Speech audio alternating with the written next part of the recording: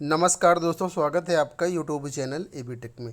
आज है 26 अप्रैल 2022 और जान लेते हैं आज की महत्वपूर्ण खबरें। सबसे पहली अपडेट देखिए, यहाँ पर है लोक सेवा आयोग की आरओ भर्ती परीक्षा के प्रश्न पत्र को लेकर के लिखा है। प्रश्न पत्र में 105 अशुद्धियों का दावा।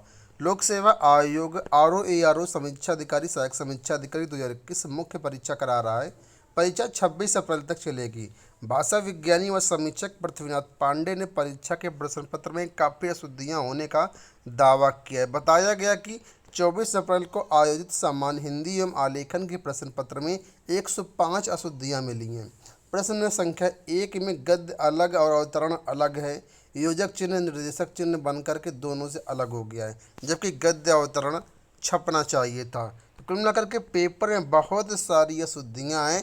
यहाँ पर डिटेल से दिया गया। प्रश्न 14, प्रश्न 16, प्रश्न 19, 20, 22, 23 में भी अशुद्धियाँ हैं। उन्होंने सीएम और उच्च शिक्षा मंत्री से शिकायत भी की है कि इस तरह की जो बड़ी बड़ी परीक्षाएं होती हैं उसमें भी इतनी सारी अशुद्धियाँ होती हैं, तो कैसे कोई इन प्रश्नों को हल करेगा। ठीक है, तो इन सब चीज़ों को ध्यान में रखना चाहिए। बोर्ड को इतनी ज़्यादा अशुद्धियाँ नहीं करनी चाहिए। तो कुल मिलाकर के 105 अशुद्धियाँ केवल एक पेपर में मिली हैं। बात करेंगे दूसरी अपडेट के बारे में। यहाँ पर अपडेट है 69,000 शिक्षक भर्ती मामले को लेकर के लिखा है। अधिक अंक के बावजूद गृह जनपद आवंटित नहीं करने पर जवाब तलब। 69,000 सहायक अध्यापक भर्ती मामले में हाईकोर्ट ने अनुसूचित जाति की याचिका को गृह जनपद आवंटित करने की मांग को लेकर के दाखिल याचिका पर राज्य सरकार व विपक्षियों से 3 हफ्ते में जवाब मांगा है। याचिका का कहना है कि तमाम ऐसे अभ्यर्थियों को गृह जनपद आवंटित किया है जिन्होंने याचिका से कम अंक अर्जित किए हैं। याचिका में सचिव यूपी बेसिक शिक्षा परिषद प्रयागराज को क्वालिटी पॉइंट अंक तथा जिला वरीयता के आधार पर पुनरीक्षित आवंटन सूची जारी करने का समादेश जारी करने की मांग की गई। याचिका की सुनवाई 1 माह बाद होगी। यह आदेश न्यायमूर्ति राजीव जोशी ने बिजनौर के अमित कुमार चौधरी की याचिका पर दिया है। याचिका की ओर से कहा गया कि काउंसलिंग के बाद शाहजहांपुर आवंटित कर नियुक्ति पत्र दिया गया। 62.5 क्वालिटी अंक मिले, लेकिन विपक्षी को कम अंक मिले, फिर भी उसे गृह जनपद दे दिया गया। तो यहाँ पर 69 शिक्षक भर्ती गलत जिला आवंटन मामले को लेकर के कोर्ट केस किया गया था, उसी के बारे में यहाँ पर अपडेट दी गई है। खैर, बढ़ते हम लोग अगली अपडेट की तरफ। यहाँ पर अपडेट देखिए है, ठीक है। कृषि प्राविधिक सहायक व गन्ना पर्यवेक्षक के पदों को भर्ती में शामिल करें। लखनऊ में सोमवार को पिकअप भवन पर प्रदर्शन करते अभ्यर्थी कृषि प्राविधिक सहायक गन्ना पर्यवेक्षक के पदों को भर्ती में शामिल करने की मांग को लेकर के इस भर्ती परीक्षा की तैयारी कर रहे अभ्यर्थियों ने सोमवार को अधीनस्थ सेवा चयन आयोग कार्यालय के बाहर धरना दिया। उन्होंने अपनी मांग से संबंधित ज्ञापन आयोग के सचिव को भी भेजा। राजधानी के पिकअप भवन स्थित आयोग कार्यालय के बाहर प्रदर्शन कर रहे अभ्यर्थियों ने बताया कि कुछ माह पूर्व आयोग ने परीक्षा कार्यक्रम जारी करके कृषि प्राविधिक सहायक व गन्ना पर्यवेक्षक के 2500 पदों पर फरवरी 2022 में परीक्षा आयोजन किया जाना सुनिश्चित किया था, पर समय से परीक्षा नहीं कराई गई। गत 23 अप्रैल को दोबारा संशोधित परीक्षा कैलेंडर जारी किया गया। इसमें कृषि प्राविधिक सहायक व गन्ना पर्यवेक्षक के पदों को शामिल नहीं किया गया है।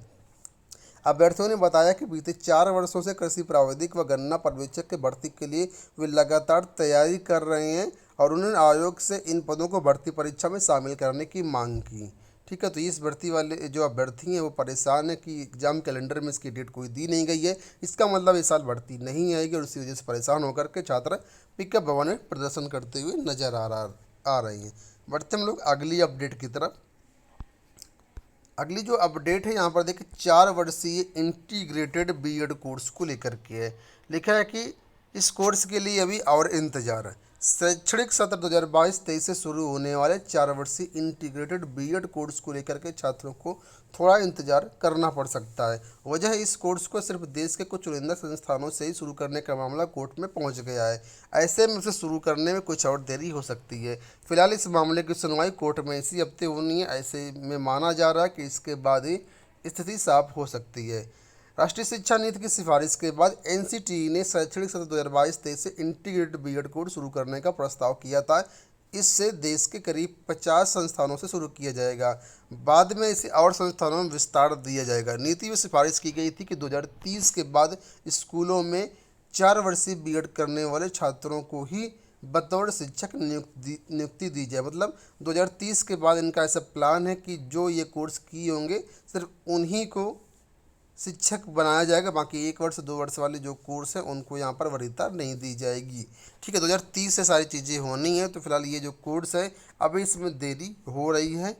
और यहाँ पर देखिए लिखा है कि इसमें दाखिला सीधे 12वीं के बाद दिया जाएगा, यानी जो भी अभ्यर्थी 12वीं पास है वो सीधे एडमिशन ले सकता है।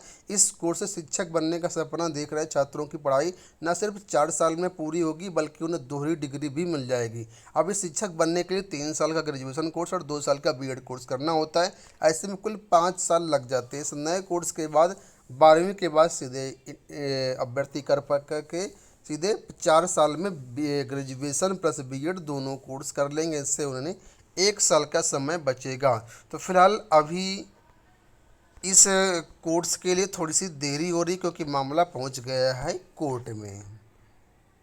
अगली अपडेट यहाँ पर पीएचडी एडमिशन को लेकर के लिखा है, पीएचडी दाखिले में आसान नहीं जेआरएफ की राह।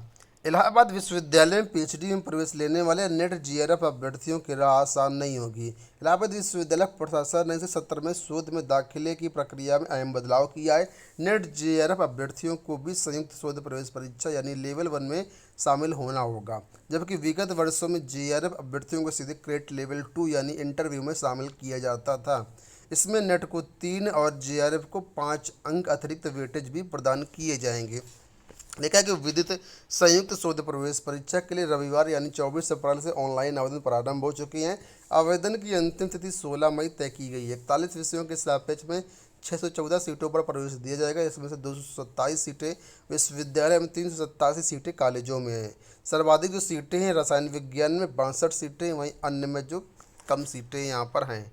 ठीक है, तो प्रवेश परीक्षा के बारे में यहाँ पर दिया गया कि 300 अंकों की होगी लेवल 1 परीक्षा। आपको बता दें इस साल नेट की पीएचडी की प्रवेश प्रक्रिया में बदलाव किया गया। पहले नेट जेआरएफ जो अभ्यर्थी होते थे उनको क्रेट लेवल 1 की परीक्षा नहीं देनी होती थी, सिर्फ लेवल 2 में वो जाते थे। इस तरीके से उनको फ़ायदा हो जाता था। तो फिलहाल इस साल ऐसा कुछ भी नहीं है। जो भी अभ्यर्थी नेट जेआरएफ वाले हैं उनको भी क्रेट लेवल 1 की परीक्षा देनी पड़ेगी। ठीक है, तो ये सारी चीज़ें यहाँ पर देखिए दी गई हैं। बात करेंगे स्टाफ नर्स भर्ती परीक्षा धांधली को लेकर के लिखा है कि इलाहाबाद हाई कोर्ट ने लोक सेवा आयोग की सिस्टर ग्रेड परीक्षा में धांधली को लेकर के दाखिल याचिका पर आयोग से जानकारी मांगी है। यह आदेश न्यायमूर्ति मंजू रानी चौहान ने प्रतिमा उपाध्याय व अन्य की याचिका पर अधिवक्ता अग्निहोत्री कुमार त्रिपाठी को सुन करके दिया है। एडवोकेट त्रिपाठी ने कोर्ट को बताया कि स्टाफ नर्स सिस्टर ग्रेड 2 भर्ती परीक्षा का विज्ञापन 2021 में जारी किया गया था। इसका परिणाम 3 अक्टूबर 2021 को घोषित किया गया है। कहा गया है कि वस्तुनिष्ठ परीक्षा होने के बावजूद आयोग की ओर से आंसर की पर याचियों की आपत्तियों को नहीं सुना गया और परिणाम घोषित कर दिया गया। इतना ही नहीं, जिन अभ्यर्थियों ने अपने अनुभव प्रमाण पत्र लगाए थे उस पर मिलने वाले 15 अंक भी उन्हें नहीं दिए गए। कोर्ट ने इस मामले में लोक सेवा आयोग से जानकारी मांगी थी। इस पर आयोग का कहना था कि प्रमाण पत्र की पुनः समीक्षा की जा रही है। कोर्ट ने इस मामले को अन्य याचिकाओं के साथ सूचीबद्ध करने का निर्देश देते हुए अगली सुनवाई 26 अप्रैल की तारीख तक लगा दी है। अंत में बात करेंगे जवाहर नवोदय विद्यालय में एडमिशन के बारे में। तो यहाँ पर देखिए कक्षा 6 में प्रवेश के लिए आपके एडमिट कार्ड उपलब्ध करवा दिए गए हैं। परीक्षा आपकी 30 अप्रैल को होगी 11:30 से 1:30 बजे के बीच। जो भी अभ्यर्थी इसमें आवेदन किए हैं वो लोग आवेदन का जो प्रवेश पत्र है डाउनलोड कर सकते हैं ऑफिशियल वेबसाइट से। तो दोस्तों ये हो गई आज की सारी सूचनाएं। आशा करते वीडियो पसंद आया होगा। इस वीडियो में इतना ही। धन्यवाद।